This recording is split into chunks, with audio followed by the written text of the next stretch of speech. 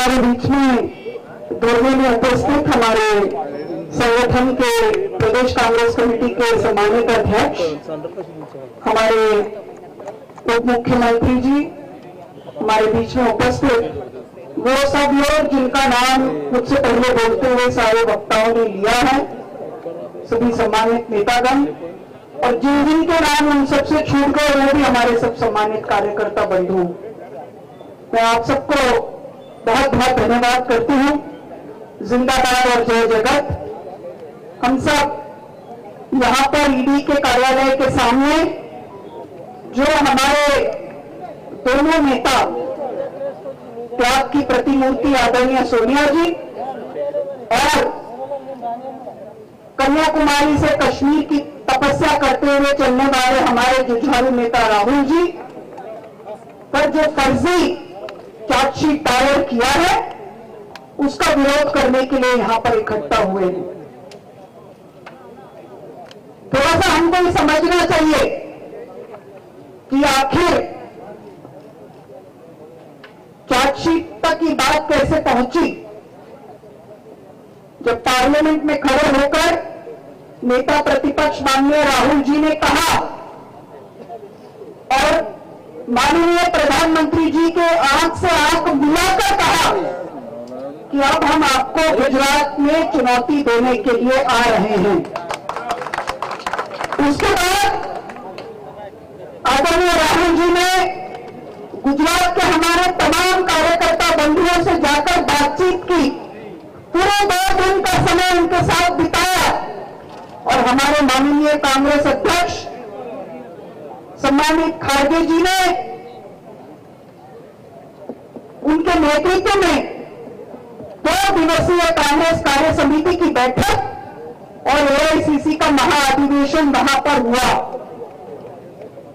उस अधिवेशन के बाद जैसे ही उसमें हमारे पार्टी के बलराम नायक जी भी शामिल हैं, वंशी जी भी शामिल हैं, तेलंगाना से मुझे भी उसमें एक जिले में काम करने का सौभाग्य मिला है।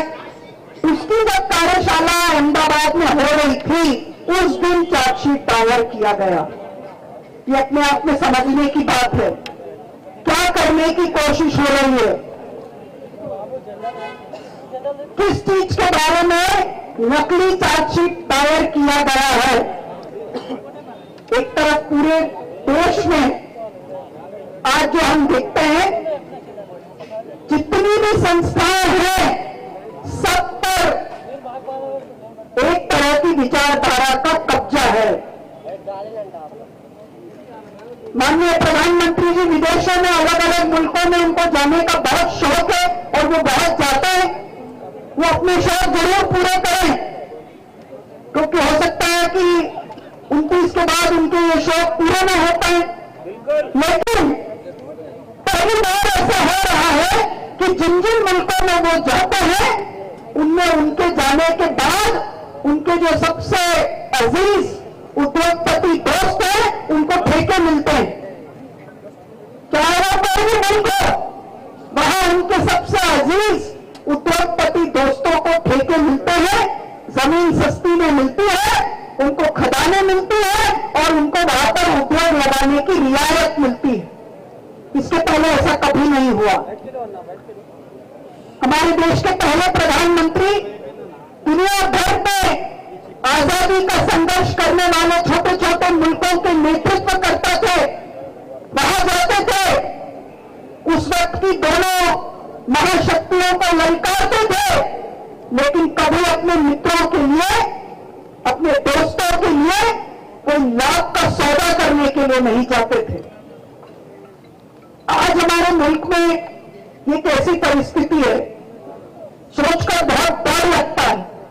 हमें जैसा हिंदुस्तान मिला वैसा हिंदुस्तान हमारे बच्चों, हमारे आने वाली पीढ़ियों को मिलेगा या नहीं। हम सब एक दूसरे को प्यार से रुआवजा पिलाते थे, अब ये बात होती है कि रुआवजा मत पियो। अब ये बात होती है कि कुंभ के मेले में हमारे अल्पसंख्यक भाई, हमारे अल्पसंख्यक बहनें वहां पर दुकान नहीं लगा सकती, जबकि ये वो मुल्क है जहां पर रसखान भगवान कृष्ण के ऊपर कविता कहते हैं, जहां बिस्मिल्लाह खान साहब भगवान जी की आराधना करते, उनकी आरती करते थे, ऐसे मुल्क में इस तरह की फिरका परस्ती की बातें होती है। जबकि हम सबको पूरा विश्वास है, जब भी इस देश की सीमाओं पर किसी भी प्रकार का प्रहार होगा, जब भी हमारा पड़ोसी मुल्क हमको ललकारेगा, तो भारत का हर एक मुसलमान अपनी शहादत से एक नया हिमालय खड़ा कर देगा और इस देश की और भारत माता की रक्षा करने के लिए आगे आएगा। ये वो मुल्क है। और आज हम क्या देखते हैं, किस तरह के भाषा का उपयोग देखते हैं। और मुझे ये भी लगता है कि जब ये हिंदू राष्ट्र की बात करते हैं, तो वो बात केवल अल्पसंख्यकों की नहीं है, वो बात हर समाज के गरीबों, दलितों, कुचले हुए, दबे हुए वर्गों की है, हमारे देश के आदिवासियों की है। हिंदू राष्ट्र की मानसिकता क्या होगी, हिंदू राष्ट्र का मानचित्र जो ये खड़ा करना चाहते हैं, वो मानचित्र क्या होगा, वो इस बात से समझ में आता है कि जब ये कहा जाता है कि धारावी में रहने वाले, झुग्गी झोपड़ी में रहने वाले लोगों को अब डंपिंग ग्राउंड में डाल दिया जाएगा, यानी कि पूरे कचरे जहां पर फेंके जाते हैं वहां डाला जाएगा। यह होगा हिंदू राष्ट्र में। फिर यह नहीं देखा जाएगा कि वो हिंदू है, मुसलमान है, ईसाई है, सिख है, जैन है, बौद्ध है, कौन है। जो भी गरीब होगा उसका मुस्तकबिल यह होगा कि वो कचरे के दान में फेंक दिया जाएगा। ये इनका हिंदू राष्ट्र है, ये उनकी फितरत है, उनका असली चेहरा है। राम राज्य की बात तो गांधी ने की थी। नाथूराम गोडसे की गोलियों का शिकार होते हुए शहादत से पहले भी भगवान राम का नाम लिया था, क्योंकि भगवान राम के राज्य में कहा जाता था कि गरीब हो या अमीर, वो राजा के दरबार में आकर उनको खटखटा सकता है। वहां पर कभी कोई ताले नहीं लगाते थे। लेकिन आज हमारे देश की यह हालत है कि सबके मन में ताले लग गए हैं। इससे ज्यादा दुखद, इससे ज्यादा नफरत इसके पहले कभी नहीं देखी। 1% हिंदुस्तान के पास हिंदुस्तान का 50% संपत्ति है, 10% के पास 70% संपत्ति है। मनरेगा का पेमेंट नहीं होता, गरीबों को राशन नहीं मिलता, वनाधिकार के पट्टों से आदिवासियों को बेदखल किया जाता है। तो इसके लिए अगर कोई लड़ाई लड़ रहा है तो उसके ऊपर फिर ईडी के चार्जेस लगते हैं, उनसे पूछताछ की जाती है। मैं बधाई देना चाहती हूं कि तेलंगाना की सरकार ने अच्छी गुणवत्ता का चावल देने का फैसला किया। तेलंगाना की सरकार ने जाति जनगणना का ऐतिहासिक फैसला किया, सब कैटेगराइजेशन का ऐतिहासिक फैसला किया। अब हम कुछ ही दिनों में बता पाएंगे कि किस समुदाय को कितने ज्यादा ऊपर उठाने के लिए मदद की जरूरत। 42% आरक्षण का प्रस्ताव पारित किया। सवाल यह है कि हमारे नेता ये पूछने लगे हैं कि हमारे देश में सामाजिक तौर पर जो पिछड़े हैं उनकी आज आर्थिक हालात क्या है, उनको राजनीतिक तौर पर कितना महत्व मिला है, और वो महत्व दिलाने का काम कांग्रेस पार्टी कर रही है। दबे कुचले लोगों की आवाज बनने का काम राहुल गांधी कर रहे हैं। तो आज जितने भी सरकारी संस्थाएं हैं उनका दुरुपयोग हम खुलेआम देखते हैं, चाहे ईडी हो, चाहे सीबीआई हो, चाहे राष्ट्रीयकृत बैंक हो, चाहे चुनाव आयोग हो, सारे के सारे संस्थाएं आज उनके कब्जे में हैं और पूरे राज्य और राज्य के सारे तंत्र का इस्तेमाल वो सब जगह करते हैं।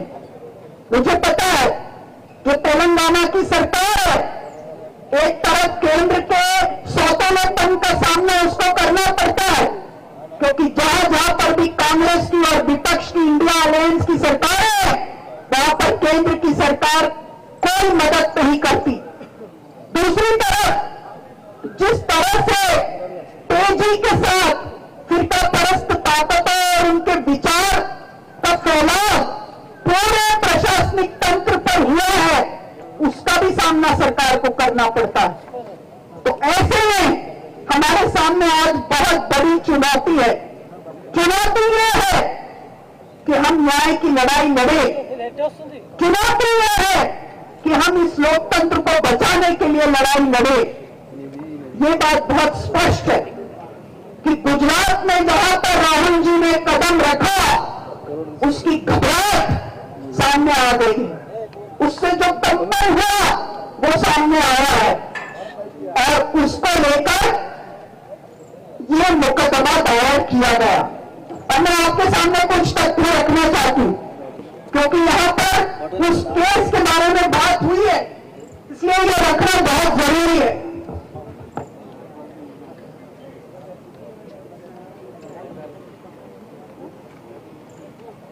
पूरी दुनिया में कंपनी लॉ के अंतर्गत जो भी कानून बने हैं, उसमें से यह तय बात है कि जब कोई एक कंपनी नहीं चलती, बंद होने की कगार पर पहुंचती है, तो एक दूसरी कंपनी बनाकर इसके रूम को उसमें स्थानांतरित किया जा सकता है। इसमें किसी भी प्रकार के, किसी भी दुनिया के लोकतांत्रिक मुल्क के किसी भी कानून का उल्लंघन नहीं किया गया। दूसरी बात होती है मनी लॉन्ड्रिंग की। तो जब कोई पैसे का आदान प्रदान ही नहीं हुआ, तो लॉन्ड्रिंग का मामला कहां से आ गया? जब वो कंपनी प्रॉफिट की कंपनी नहीं है, जब उसमें किसी भी प्रकार के आदान प्रदान को प्रतिबंधित किया गया है, तो उसमें मनी लॉन्ड्रिंग का या फर्जी पैसे के लेन देन का मामला कहां से आता है? सबसे ज्यादा फर्जी लेन देन का मामला तो पीएम केयर फंड में हुआ, उसकी बात आज तक कभी ये होती नहीं है। सबसे ज्यादा तो इलेक्टोरल बॉन्ड का लाभ भारतीय जनता पार्टी ने उठाया, उसके बारे में तो कहीं पर भी कोई बात नहीं होती है। तो ये जब सवाल खड़े किए गए, तब ईडी के चार्जशीट का मामला आया। इसके पहले जब भी दिल्ली में इस तरह के प्रकरण की बात आई, हजारों की संख्या में कांग्रेस के कार्यकर्ताओं ने आगे बढ़कर गिरफ्तारियां दी हैं। एक बार का मुझे याद है कि मैं और मेरे साथ बहुत सारी महिलाएं एक बस में लेकर जाए गए। उन महिलाओं में से किसी को इसके पहले कभी हमने एआईसीसी में कोई पदाधिकारी के तौर पर नहीं देखा, लेकिन जिस बहादुरी के साथ हमारी बहनों ने आकर उस दिन मोर्चे को संभाला, मैं उसको फोन करा, ये कोई लाए हुए लोग नहीं थे। अपने मन से, अपने नेता के प्रति समर्पण से आगे आए हुए लोग हैं। और हम सबके सामने ये परीक्षा की घड़ी है। जैसे कहते हैं ना, जब एक की बारी आई, हमने खामोशी कर ली, तो हमें अगली बारी याद रखना चाहिए कि हमारी आएगी। और ये केवल सोनिया जी और राहुल जी के ऊपर प्रहार नहीं है। आपके अपने प्रांत में आने वाली 25 और 26 को दुनिया भर के प्रगतिशील दलों का राष्ट्रीय अंतर्राष्ट्रीय सम्मेलन होने जा रहा है। वही तारीख उस केस के लिए भी मुकर्रर की गई है, क्योंकि जिस तरह से दक्षिणपंथी ताकतें पूरे दुनिया में अपना कब्जा बनाने की कोशिश कर रही है, जो हमारे मुल्क में हो रहा है, वो दूसरे सबसे बड़े लोकतांत्रिक मुल्क अमेरिका में भी देखने को आया है कि किस तरह से वो अपने संकुचित विचार के साथ पूरी दुनिया में एक प्रकार का आर्थिक तानाशाही बचाने का प्रयास कर रहे हैं। उनके मुल्क के लोग भी हजारों की संख्या में निकलकर आंदोलन कर रहे हैं। ऐसा इसके पहले कई साल पहले भी हुआ, और उस वक्त भी 70 के दशक में वो इंदिरा जी ही थी जिन्होंने इस परिस्थिति का सामना किया, और आज पुनः वैसा ही मौका आया है। माननीय प्रधानमंत्री जी जो बहुत मन की बात करते हैं, उन्होंने एक शब्द अपने दोस्त ट्रंप के इस नए रुकावट के बारे में नहीं व्यक्त किया, एक शब्द नहीं कहा। उनके लिए तो उन्होंने बहुत बड़ी रैली निकाली थी गुजरात में, बोलना चाहिए था, लेकिन वो नहीं बोल पाए। वो उसी समय वहीं पर थे लेकिन बोल नहीं पाए, क्योंकि बोलने की हिम्मत उनमें नहीं है। बोलने की हिम्मत अगर किसी में है तो उस विरासत में है जिसने अमेरिका को चुनौती देते हुए बांग्लादेश की आजादी की लड़ाई लड़ी थी। ऐसी वीरांगना का जो लेगेसी और जो विरासत कांग्रेस पार्टी के पास में है, उसको लेकर आगे बढ़ने का ये मौका है। ये जो धरना प्रदर्शन हमने किया है, ये हमारी शुरुआत है और कांग्रेस को ये मानना चाहिए कि राज्य पर से, तंत्र पर से जब तक दक्षिणपंथी ताकतों को हम समाप्त नहीं करते, तब तक हमारी अपनी हुकूमत जो लोकतांत्रिक मूल्यों पर खड़ी है, उसको स्थापित करने के लिए हम सबको मिलकर प्रयास करना है। और वही प्रयास सरकार में रहते हुए हमारे विधायक और मंत्रीगण करते हैं और कांग्रेस कार्यकर्ताओं को सड़क पर रहकर करना है। और इसी के लिए कि हम लोगों के आजादी के लिए, उनके न्याय के लिए, समता मूलक समाज की स्थापना करने के लिए जब तक हम ये प्रयास नहीं करेंगे, तब तक जो बाबा साहेब ने हमको संविधान दिया, जो बापू की लड़ाई के कारण हमको मिला, जो सुभाष चंद्र बोस की कुर्बानी के कारण और भगत सिंह के फांसी के फंदे को चूमने के कारण हमको मिला, उसको हम आगे लेकर नहीं जा सकते। और इसीलिए हम सबको आने वाले समय में एक नए इंकलाब की जरूरत है। वो नया इंकलाब क्या होगा? आज जो करोड़पति व्यक्ति है और जो गरीब व्यक्ति है, दोनों के वोट की एक ही कीमत है। लेकिन जब तक आर्थिक और सामाजिक तौर पर विषमताएं होगी, गैर बराबरी होगी, तब तक राजनीतिक तौर पर भी बराबरी हासिल नहीं हो सकती। और उसके लिए एक नए इंकलाब की जरूरत है। और वो इंकलाब कांग्रेस के अलावा और कोई लेकर के नहीं आ सकता। हमारे नेता राहुल जी, हमारी नेता प्रियंका जी, हमारी त्याग और तपस्या की प्रतिमूर्ति सोनिया जी, उन्हीं के मार्गदर्शन में और हमारे अखिल भारतीय कांग्रेस कमेटी के अध्यक्ष माननीय मल्लिकार्जुन खड़गे जी के नेतृत्व में हम इसको लेकर आएंगे। और हम सबको विश्वास है कि तेलंगाना राज्य के हमारे युवा मुख्यमंत्री माननीय रेवंत रेड्डी जी, जो सामाजिक न्याय का बिगुल बजा चुके हैं और पूरी कैबिनेट के साथ मिलकर हमारे प्रदेश कांग्रेस कमेटी के अध्यक्ष माननीय महेश गौड़ जी के नेतृत्व में हम एक नई इबारत लिखेंगे और एक नए इनकलाब को अंजाम देने का प्रयास करेंगे। तेलंगाना की धरती आंदोलनों की धरती रही है। महिलाओं के स्वावलंबन का, सेल्फ हेल्प का सबसे बड़ा आंदोलन यहाँ हुआ। भूमि सुधार का सबसे बड़ा आंदोलन यहाँ हुआ। किसानों का सबसे बड़ा आंदोलन यहाँ पर हुआ। और इसी भूमि में इस नए सामाजिक न्याय का इनकलाब भी होगा, इसका हम सबको पूरा विश्वास है। बहुत बहुत धन्यवाद। जय जगत, जिंदाबाद।